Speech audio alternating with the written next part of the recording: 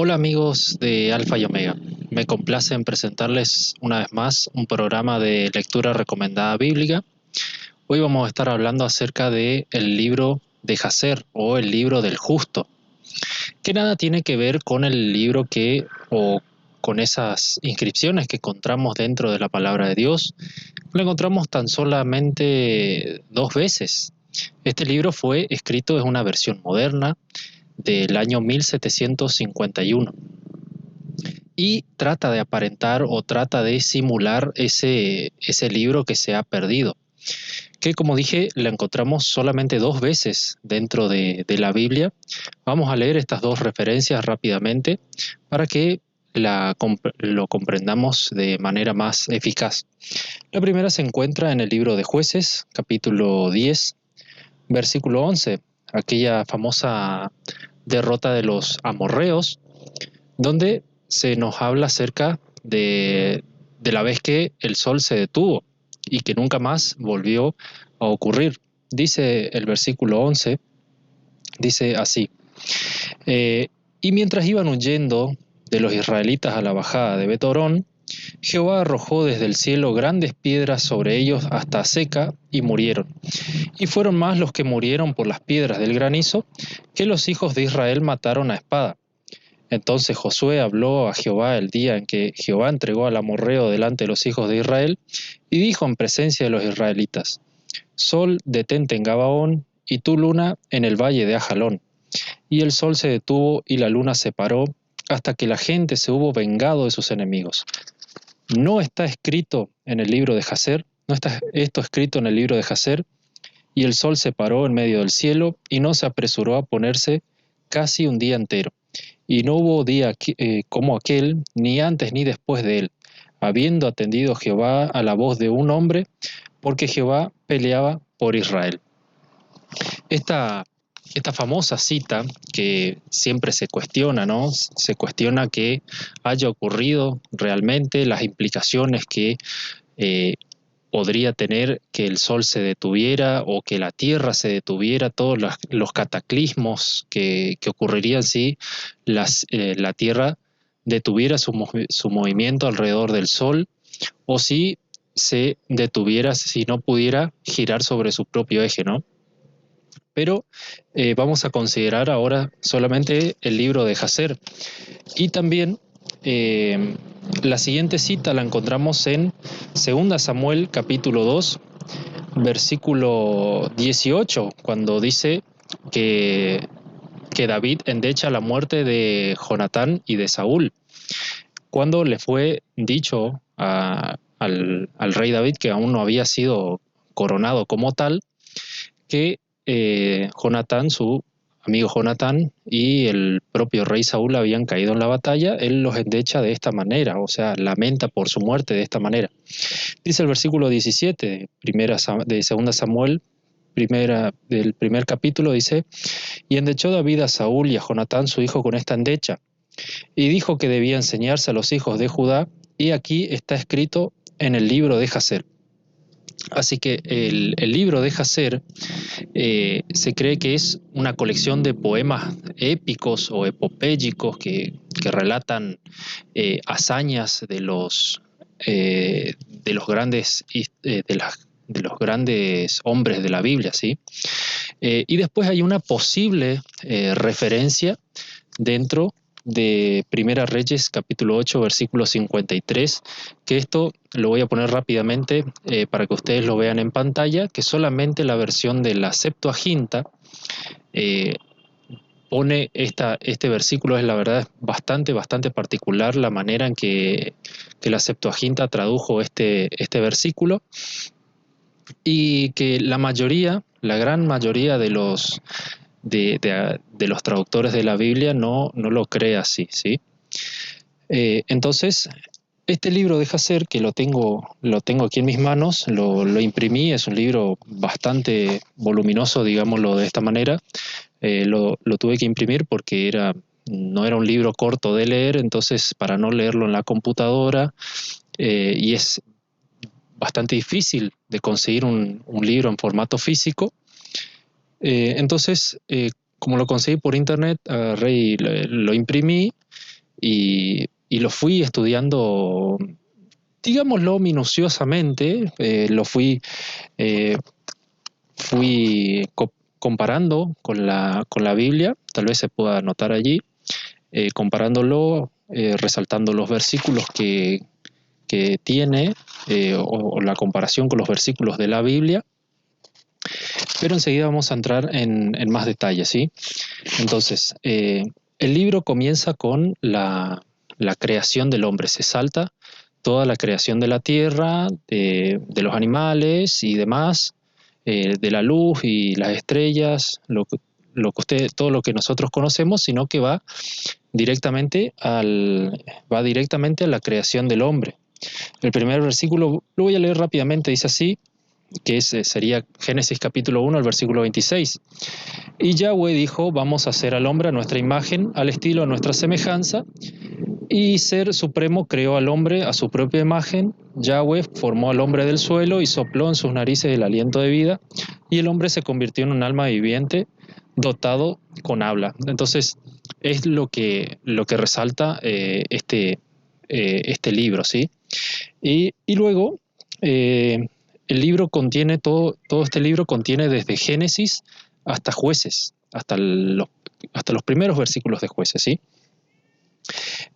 Entonces, luego del el asesinato de Abel por parte de Caín, nos dice que Caín busca un pretexto cualquiera para matar a su hermano. Dice así el versículo 18, sería el capítulo 1, el versículo 18 de este libro de Jasher, dice: ¿Qué hay entre yo y tú, que tú vienes a hacer tu hogar y traes tu rebaño para darle de comer en mi tierra? Entonces, este fue el pretexto que inventó, que se creó Caín para matar a su hermano Abel.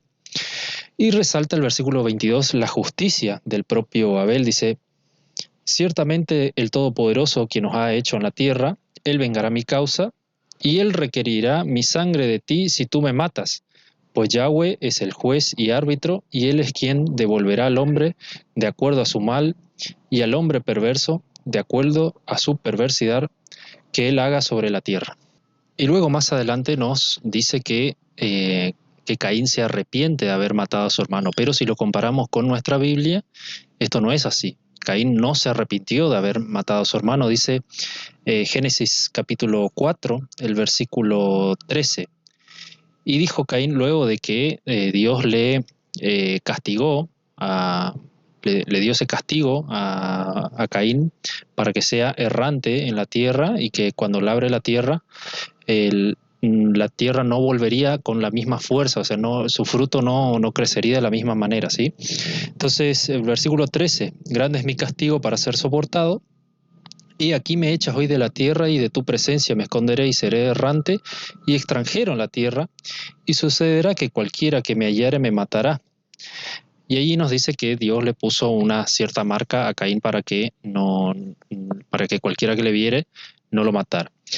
Pero el versículo 26 de el libro que estamos tratando, nos dice que Caín se arrepintió de haber matado a su hermano. Pero no nos dice cómo lo mató también, ¿sí?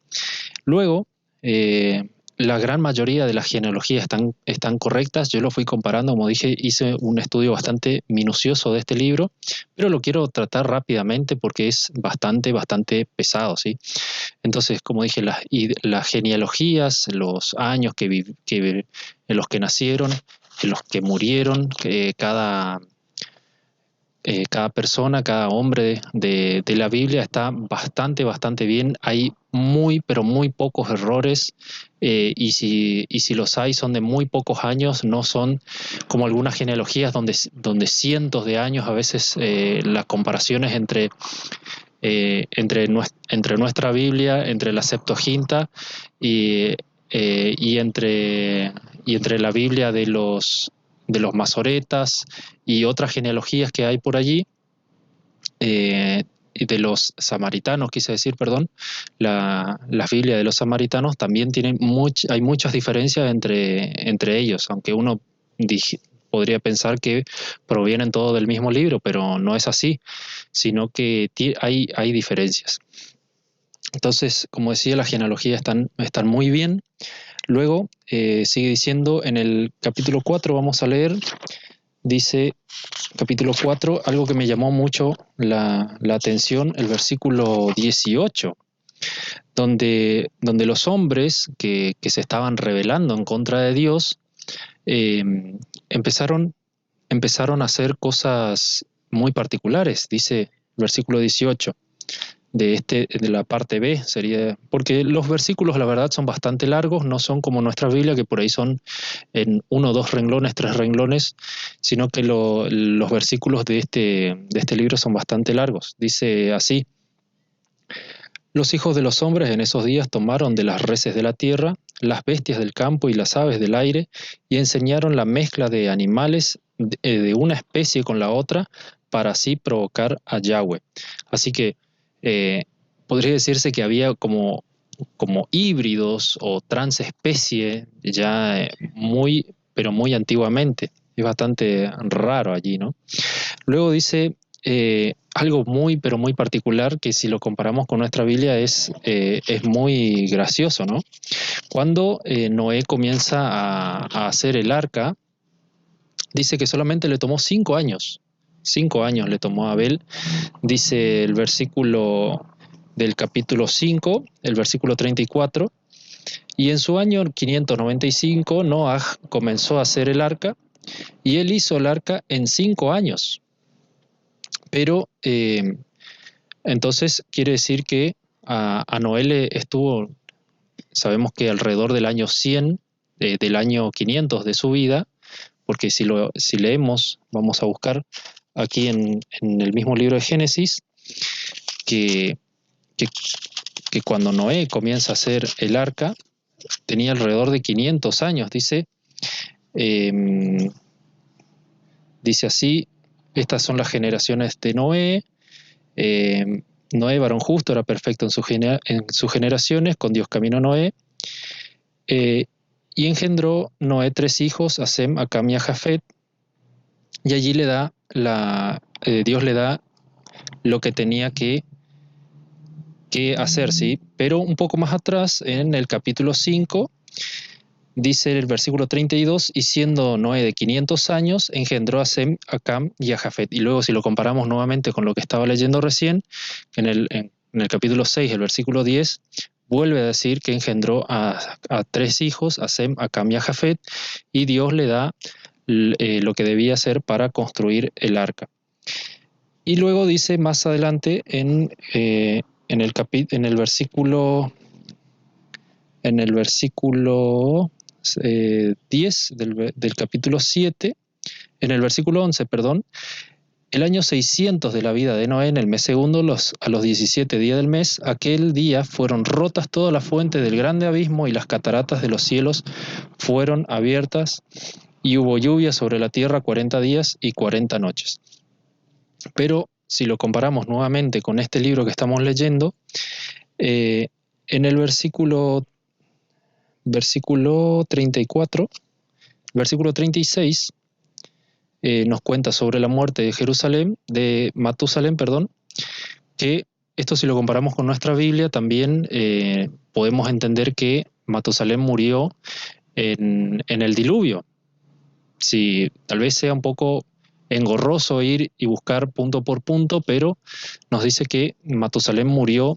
Esto es bastante llamativo, porque no es algo que todo el mundo sepa, ¿sí?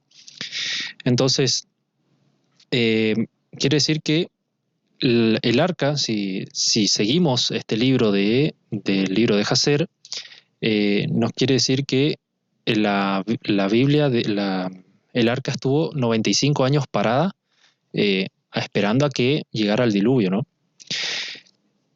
Luego también ocurre algo bastante particular más adelante, cuando ya llega. Por supuesto, le voy adelantando muchas cosas. Es un libro que tal vez que vale la pena leer.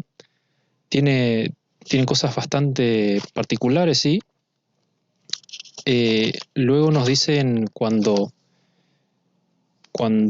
tratando acerca de Abraham, nos dice que durante Sodoma y Gomorra hubo una especie de orgía swinger, a ver dónde lo tengo por acá anotado, donde los hijos, donde los padres entregaban a sus hijas. Aquí está, capítulo 18, versículo 14 dice: y en el tiempo de regocijo ellos todos se levantaban y agarraban las esposas de sus vecinos, y algunos las hijas vírgenes de sus vecinos, y ellos lo disfrutaban, y cada hombre veía a su esposa e hija en las manos de su vecino, y no decían ni una palabra. O sea, era un intercambio de pareja, una orgía swinger, ¿sí? Algo que creo que cabe esperar que ocurría en Sodoma y Gomorra, ¿no? Y luego tiene algunas historias raras, como la del capítulo 21 de Abraham e Ismael, algo que no está ni remotamente cerca de nuestras Biblias. Nos dice que luego de pasado varios años que Abraham había despachado a Ismael, él le va a visitar, sabía dónde vivía, en el desierto, le va a visitar, pero Ismael no estaba en su casa. Y dice que lo recibió su esposa, y esta esposa no recibe a Abraham. Él no le dice que era el padre de su esposo, no le dice que era el padre de Ismael, pero esta mujer no le recibe, sino que lo deja esperando afuera, no le da nada de comer, no le da nada de beber. Entonces, o sea, no le dio hospitalidad a su suegro, sería, aunque ella no lo sabía. Entonces él le dice, cuando vuelva tu esposo, decirle: este clavo que tienes tenés que desecharlo.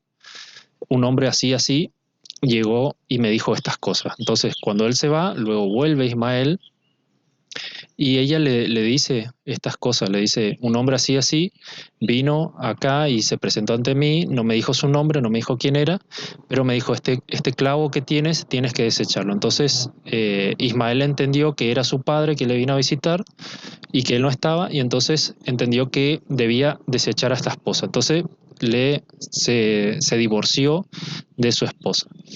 Luego, pasados algunos años, Abraham vuelve a visitarlo a Ismael, e Ismael no estaba nuevamente, y esta esposa sí lo recibe, sí le da de beber, le da de comer, y Abraham le dice nuevamente: cuando vuelva tu esposo, dile: un hombre así vino a visitarme, vino y vos no estabas, y me dijo: este clavo que tienen sí es muy bueno, consérvalo. Entonces nuevamente se va Abraham, vuelve Ismael, y Ismael, la esposa le dice nuevamente las mismas palabras, y conserva a esta esposa porque le dijo: este clavo sí es bueno, consérvalo, ¿sí? Luego, más adelante dice, en el capítulo 23, hay como algo muy, muy raro que como que, como que se burla. La verdad que es una burla a Dios, ¿sí? Porque dice en el capítulo 23, versículos 66 y 67. 66 y 67. Cuando Abraham iba a sacrificar a Isaac, ¿sí? Nos dice que unos ángeles se presentaron ante Dios y no dejaron que Abraham haga el sacrificio. Vamos a leer, dice: cuando ya Abraham, dice el versículo 65, y Abraham ató a su hijo Isaac y lo puso sobre el altar, sobre la leña, y Isaac estiró su cuello sobre el altar delante de su padre, y Abraham extendió su mano para tomar el cuchillo para matar a su hijo para ofrenda quemada delante de Yahweh. En ese momento los malajim de misericordia vinieron delante de Yahweh y hablaron con él referente a Isaac, diciendo: oh Yahweh, tú eres Rey misericordioso y compasivo sobre todo lo que tú has creado en la tierra y en el cielo, y tú los sostienes a todos. Da por lo tanto rescate y redención en vez de tu siervo Isaac, y piedad, y ten mi compasión sobre Abraham y Isaac, su hijo, quienes están este día haciendo estos mandamientos. Queda como que Dios iba a dejar que Isaac fuera sacrificado, y que fue persuadido por los ángeles y que Abraham cedió a la tentación de Satanás, porque nos habla aquí que hubo como una especie de tentación de, de Satanás con Abraham para que hiciera este sacrificio, ¿sí? Entonces me pareció un tanto una burla allí, ¿sí? Y por último, para ir terminando ya, nos dice más adelante algo, pero totalmente disparatado, donde habla acerca de los hijos de Israel, digamos, de las 12 tribus, nos cuenta diferentes historias, cómo fueron ganando terreno o fueron conquistando diferentes ciudades y que estos eran increíblemente, pero no les puedo explicar la manera de lo valientes que eran, donde con un rugido, luego le voy a anotar, le voy a poner en pantalla los versículos, que dice que los rugidos que daban estos hombres atemorizaban a hombres, animales por igual, a ejércitos enteros, de los rugidos que se escuchaba a diferentes, hasta otras ciudades, y con el arrojo, con el valor que tenían, trepaban, trepaban castillos, esplanadas, edificios. Era una cosa impresionante el arrojo, el poder, el valor que tenían estos hijos, pero unas cosas disparatadas que no les puedo comentar, solamente le voy a anotar los versículos allí para que lo vean en pantalla. Y luego no, pasa por todas, obviamente, se salta todo lo que esto es como una especie de libro histórico, ¿sí? Y se salta todo lo que es Levítico, Números, Deuteronomio, todas las partes más de ofrendas, de sacrificios, de votos, de mandamientos y demás, ¿sí? Entonces nos cuenta más lo que es el punto histórico de la historia de Israel. Así que este es el libro que he analizado. Es, como dije, un libro grueso, extenso, ¿sí? Donde pueden encontrarse historias muy, pero muy raras. Y por supuesto es un libro apócrifo, como se dice, ¿sí? No es el libro que nos relata nuestra Biblia, sino que fue compilado hace alrededor de 300 años, 250 años. ¿Con qué motivo? La verdad no tiene mucha explicación con qué motivo hizo las personas que hicieron, la persona o las personas, no se sabe quién fue su autor. Eh, entonces, creo que este libro merece un 5. Es un poco llamativo, la verdad que creo que eh, quien hizo este libro hizo algo bastante bien pensado, y tenía mucho conocimiento de la Biblia, porque con todas las referencias, le digo, hay cientos y cientos de referencias de versículos.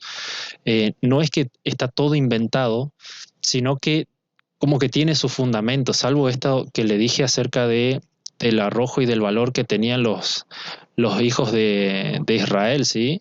De los hijos de los patriarcas, ¿sí? Entonces, espero le haya parecido interesante. Si lo quieren leer, lo pueden encontrar en línea muy fácilmente. El libro de Jasser, el libro de Yazar o el libro del Justo lo van a poder encontrar muy fácilmente.